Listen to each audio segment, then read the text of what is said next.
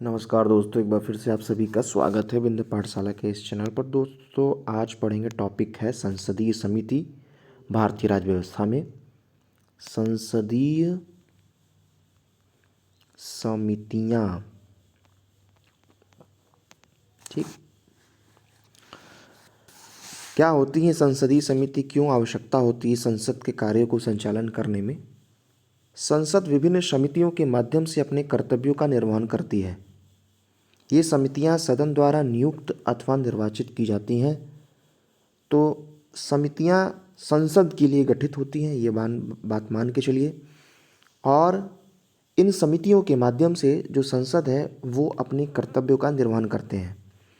समितियां सदन द्वारा या तो नियुक्त होते हैं या निर्वाचित होते हैं,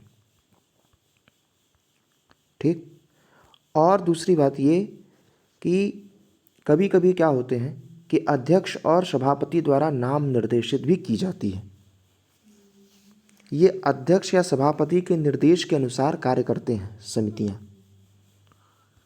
अध्यक्ष या सभापति के निर्देश के अनुसार कार्य करती हैं और अपना जो प्रतिवेदन है सदन को लोकसभा अध्यक्ष या सभापति को सौंप देते हैं। ये समितियां गठित जिस पर्पज से होती हैं, जिस उद्देश्य की पूर्ति के लिए, फिर बाद में जो उनका रिजल्ट निकला वो किसको सौंप देते हैं, अध्यक्ष और सभापति को। समितियां दो प्रकार की होती हैं, एक समिति होती है स्थायी समिति, एक होती है तदर्थ समिति। स्थायी और तदर्थ समिति। स्थायी का नाम ही लग रहा है, आपको नाम से ही परिचित है कि प्रकृति इनकी स्थायी होती है, जो निरंतरता के आधार पर कार्य करती है और इनका गठन प्रत्येक वर्ष या समय समय पर कर दिया जाता है।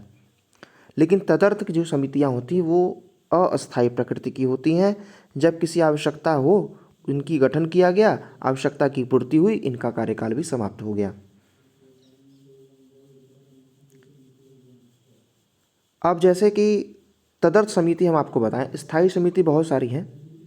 वित्त समिति है, विभागीय स्थायी समितियां हैं, जांच समिति हैं, कई सारे उदाहरण हैं स्थायी समिति की। तदर्थ समिति की आपको बताएं, जैसे जैसे विधेयक पर बनते हैं प्रवर समितियां एक। तो ये जो प्रवर समिति नाम ले रहे हैं हम, प्रवर समिति विधेयकों को प्रवर समिति विधेयकों के लिए बनती हैं। ये प्रवर समिति जो है वो एक अस्थायी या तदर्थ समिति है, ठीक है। अब स्थायी की अगर बात कर लेते हैं तो वित्त समिति, जांच समिति, परीक्षण एवं नियंत्रण समिति,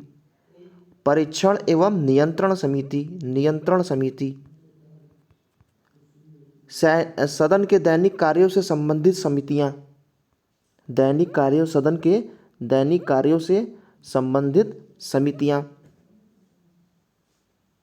सदन समिति या सेवा समिति, अनुसूचित जातियों जनजातियों के कल्याण पर समिति जो बनती हैं वो सभी स्थायी समिति हैं। अब आपको वित्त समिति के अंतर्गत एक बड़ा फेमस समिति है, कुछ समिति हैं उसको बताएं। एक है लोक लेखा समिति, कई बार नाम सुने होंगे। अगर आप सदन की कार्यवाही देखने में इंटरेस्ट रख रहे होंगे तो लोक लेखा समिति के बारे में सुने होंगे। ये एक वित्त समिति है जो कि स्थायी समिति के अंतर्गत आती है। और लोक लेखा के बाद हम आपको बताएं कि प्राक्कलन समिति एक है। प्राक्कलन, इनका भी नाम आपसे नहीं सुना होगा और कई बार भर के क्वेश्चन इनसे पूछे जाते हैं, समझ लीजिए। लोक लेखा समिति, प्राक्कलन समिति, सार्वजनिक उपक्रम समिति, ये वित्त समिति के अंतर्गत आते हैं, ठीक। अब एक सेंटेंस हम आपके सामने बता रहे हैं, सुनिएगा कि सदन विशेष की स्थायी समितियों तथा अपवाद स्वरूप कुछ विशिष्ट समितियों को छोड़ करके सदन के या संसद के दोनों सदनों के सदस्यों से मिलकर बनने वाली सभी स्थायी समितियों में, कौन, जो संसद के सभी सदस्य से मिलकर के बनती हैं समितियां, सभी सदस्यों से मिलकर बनने वाली जो समिति है उसमें लोकसभा के सदस्य कितने होंगे और राज्यसभा के सदस्य कितने होंगे, इनका अनुपात 2:1 का होता है।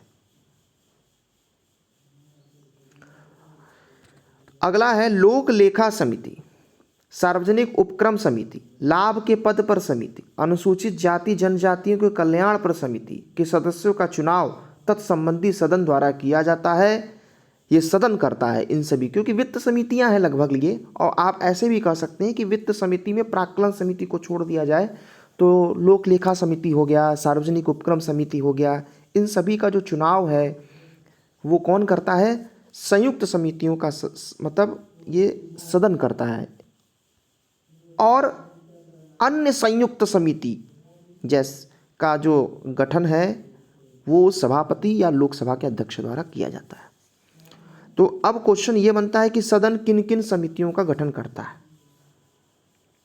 तो एक बार हम आपके सामने लिख दे रहे हैं, लोक लेखा समिति, लोक लेखा समिति, लोक लेखा समिति, ठीक है। सार्वजनिक उपक्रम समिति, सार्वजनिक उपक्रम समिति, लाभ के पद पर समिति, लाभ के पद पर, लाभ के पद पर समिति, अनुसूचित जाति जनजाति समिति, अनुसूचित जाति व जनजाति समिति, इनका जो चुनाव है वो सदन द्वारा किया जाता है, ठीक है। और बाकी जो है उनका चुनाव लोकसभा अध्यक्ष करते हैं। अब बात कर लेते हैं लोक लेखा समिति में सदस्य कितने होते हैं। लोक लेखा, लोक लेखा समिति, इसके बारे में पढ़ लेते हैं। लोक लेखा समिति में कुल 22 सदस्य होते हैं, याद रखिएगा 22, जिनमें 15 सदस्य लोकसभा के होते हैं और 7 सदस्य राज्यसभा के होते हैं। 15 सदस्य लोकसभा के और 7 सदस्य राज्यसभा के, 2 संबंध 1 का अनुपात याद रखिएगा, ठीक है। तो 15 और 7 का रेशियो होता है। यह समिति भारत सरकार के विनियोग लेखा और उन पर नियंत्रण तथा महालेखा परीक्षक के प्रतिवेदन की जांच करती है। जो भी महालेखा परीक्षक ने अपना प्रतिवेदन दिया है उसकी जांच करेगी। इस समिति का कार्यकाल 1 वर्ष का होता है।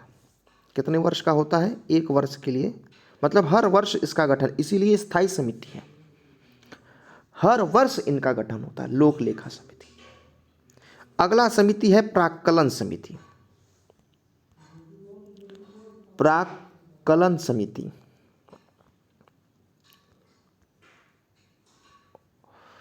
प्राक्कलन समिति क्या है, बड़ा, इसमें सदस्य की संख्या 30 होती है, बहुत ज़्यादा है 30, ठीक। और दूसरी बात, ये संयुक्त नहीं है, इनके सदस्य केवल और केवल लोकसभा से निर्वाचित होते हैं, केवल लोकसभा के सदस्य इसमें होते हैं, लोकसभा के सदस्य 30 के 30।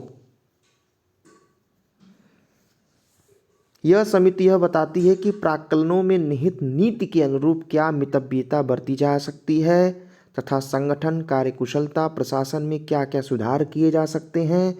इन सभी चीज़ों के बारे में यह जानकारी समय समय पर सरकार को अवगत कराती रहती है।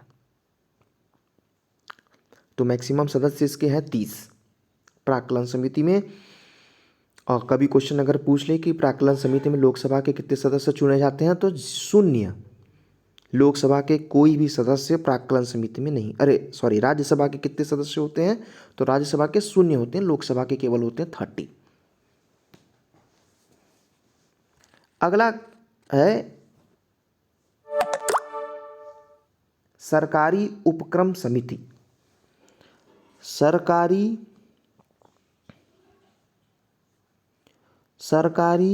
उपक्रम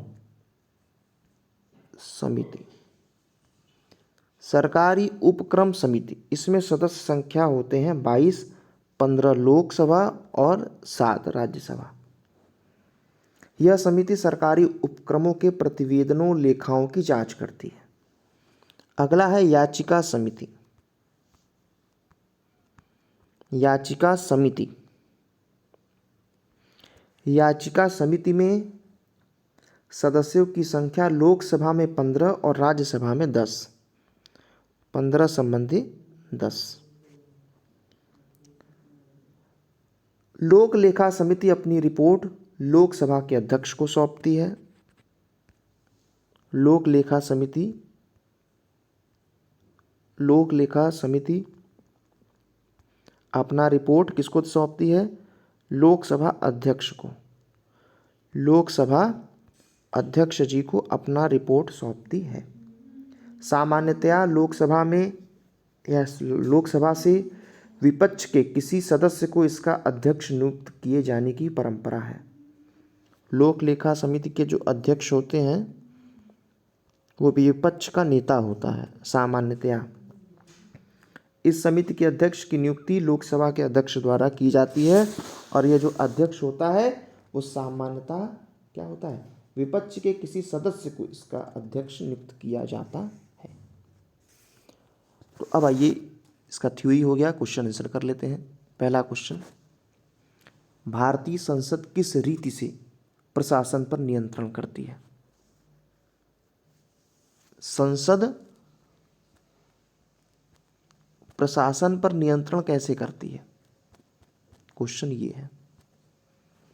तो इसका आंसर है संसदीय समितियों के माध्यम से।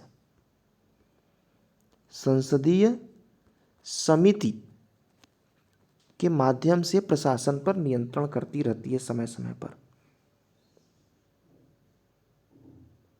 जैसे वित्त पर अगर नियंत्रण करना है तो 3 प्रकार की समिति है।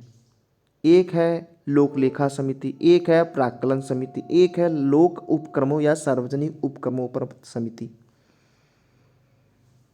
ठीक, तो समय समय पर समितियों के माध्यम से वो नियंत्रण करती है। आप ये बताइए, 4 हम समिति का नाम ले रहे हैं, आपको बताना इनमें से सबसे बड़ी समिति कौन सी है। तो अभी हमने आपको 3-4 समिति का नाम बताया, उसमें आप बताइए सदस्य संख्या सबसे ज़्यादा किसकी थी? तो याद रखिएगा, जो प्राक्कलन समिति है, अगर ऑप्शन में कभी, तो प्राक्कलन समिति सबसे बड़ी समिति है क्योंकि इसकी सदस्य संख्या कितनी है? 30। लोक लेखा समिति में सदस्यों की संख्या कितनी होती है? लोक लेखा में सदस्यों की संख्या होती है 22। अगला क्वेश्चन ये है कि भारतीय संसद की में जो बनने वाले प्राक्कलन समिति के सदस्यों का कार्यकाल कितना होता है? तो प्राक्कलन समिति के सदस्यों का कार्यकाल होता है 1 वर्ष और सदस्य संख्या 30।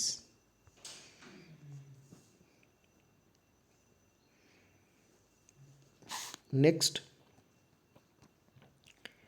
सार्वजनिक व्यय पर संसदीय नियंत्रण का अंग नहीं है। मतलब वित्त पर नियंत्रण करना है तो संसद समितियों का गठन करता है। वो समिति है 3, एक है लोक लेखा, एक है प्राक्कलन और एक है सार्वजनिक उपक्रम नियंत्रण।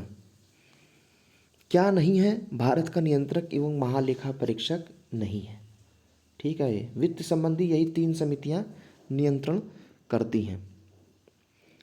संसद की जो स्थायी समिति है उसमें लोकसभा और राज्यसभा के किस अनुपात में सदस्य लिए जाते हैं? तो लोकसभा और राज्यसभा के सदस्यों का अनुपात 2:1 का होता है। अगला क्वेश्चन, भारतीय संसद की लोक लेखा समिति समीक्षा करती है किसकी चीज की? लोक लेखा समिति किसकी समीक्षा करती है? वह महालेखा पर नियंत्रक एवं महालेखा परीक्षक के प्रतिवेदन की महालेखा परीक्षक के प्रतिवेदन की समीक्षा करती है। लोक लेखा समिति के लिए लोकसभा में कितने सदस्य चुने जाते हैं? तो लोक लेखा समिति के लिए लोकसभा से 15 सदस्य, प्राक्कलन समिति में लोकसभा से केवल चुने जाते हैं, वो भी 30। ठीक है। अगला क्वेश्चन आपकी स्क्रीन पर यह है कि निम्न में से आपको बताना है कि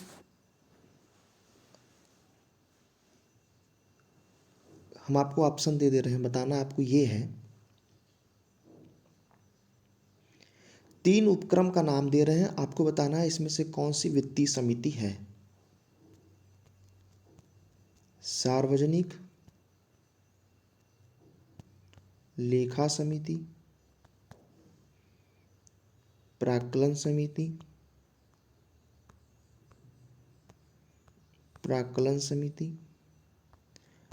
और सार्वजनिक उपक्रम। तो इसमें कौन सी स्थायी समिति है? तो आंसर होना चाहिए तीनों स्थायी समिति के अंतर्गत आती हैं। अगला क्वेश्चन, प्राक्कलन समिति में सदस्य कहाँ से लिए जाते हैं और कितने सदस्य होते हैं? प्राक्कलन समिति में 30 सदस्य होते हैं और वो केवल लोकसभा के सदस्य होते हैं, केवल और केवल लोकसभा सदस्य होते हैं। ठीक है। अगला क्वेश्चन, हम 4 समिति के नाम ले रहे हैं, आपको बताना है कि निम्नलिखित में से किस समिति में राज्यसभा का प्रतिनिधित्व नहीं होता। पहला, लोक लेखा समिति, इसमें राज्यसभा के 7 सदस्य होते हैं। सार्वजनिक उपक्रम समिति, इसमें भी होते हैं राज्यसभा। आकलन या प्राक्कलन, आकलन कहिए या प्राक्कलन कहिए ना, इनमें लोकसभा के सदस्य तो होते हैं लेकिन राज्यसभा का प्रतिनिधित्व कोई नहीं करता। तो ये है ऑप्शन। ठीक है। अगला क्वेश्चन है आपकी स्क्रीन पर ये, भारत के महानियंत्रक एवं महालेखा परीक्षक की ऑडिट रिपोर्ट का परीक्षण कौन करता है? तो ये तो लोक उपक्रम समिति करती है, लोक लेखा समिति करती है, लोक लेखा समिति और लोक उपक्रम समिति।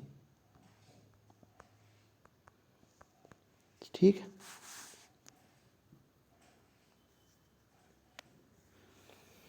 तो आपकी स्क्रीन पे ये था। अगले जो टॉपिक है वो संसदीय अधिनियम है, जिसको हम लोग पढ़ेंगे। तब तक के लिए नमस्कार।